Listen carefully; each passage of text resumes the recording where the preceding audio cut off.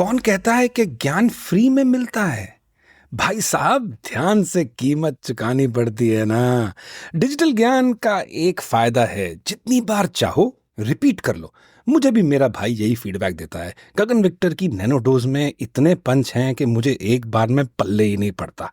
2-3 बार ध्यान से सुनता हूं तो समझ आती है। ध्यान से पॉडकास्ट की कीमत चुकानी पड़ती है ना। चलो इसी गलते डिजिटल जादू की झप्पी देता हूं कुट्टके। आपको मेरा सीना जरूर 56 इंच का महसूस हुआ होगा। 56th episode of the Gagan Victor podcast है ना। आज मैं जिंदगी का सबसे बड़ा लेसन आपके साथ शेयर करता हूं।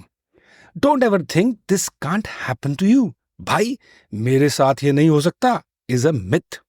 क्या वर्ल्ड वॉर की जर्मनी में जूस ने यह सोचा होगा कि उनके साथ हिटलर क्या करने की सोच रहा था?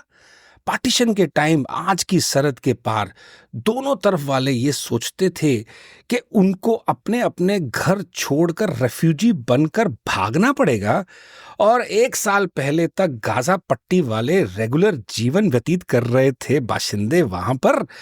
ना किसी ने सोचा था कि आज हजारों टन कंक्रीट उन पर गिरा होगा। लोग बस वीडियो बना रहे होंगे पर बचा नहीं सकेंगे उनको।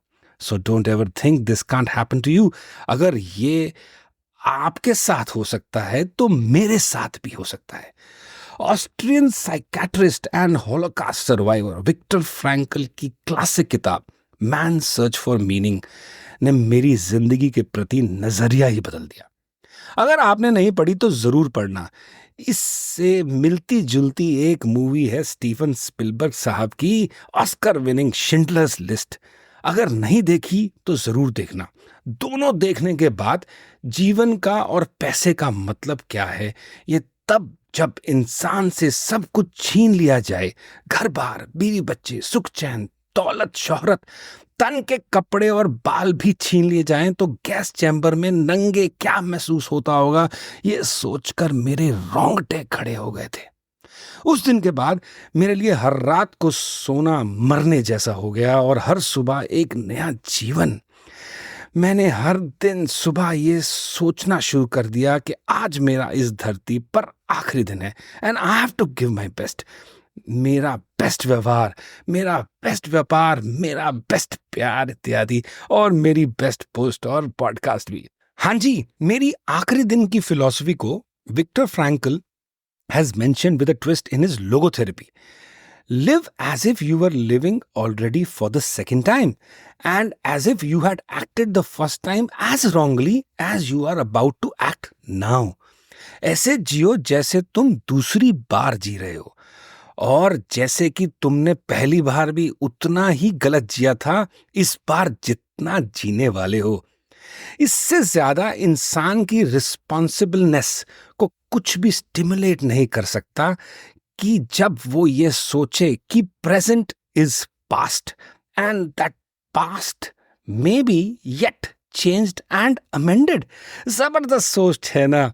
फाइनाइटनेस एंड फाइनैलिटी वाली जिंदगी। ये किस्सा ध्यान देने योग्य है। एक बार एक अमेरिकी महिला ने विक्टर फ्रैंकल पर यह आरोप लगाया था, आप अभी भी अपनी कुछ किताबें जर्मन एडोल्फ हिटलर की भाषा में कैसे लिख सकते हैं? जवाब में Viktor asked her if she had knives in her kitchen, और जब उसने जवाब दिया कि उसके पास चाकू हैं, तो फ्रैंकल ने निराशा और आश्चर्यचकित होकर कहा, how can you still use knife after so many killers have used them to stab and murder their victims? इस जवाब के बाद she never objected to his writing in German. उम्मीद करता हूं आपके ज्ञान चक्षु भी भिन भिना रहे होंगे और सवाल जवाब भी होंगे। अगर स्टिल कंफ्यूज्ड, दोबारा सुन लो।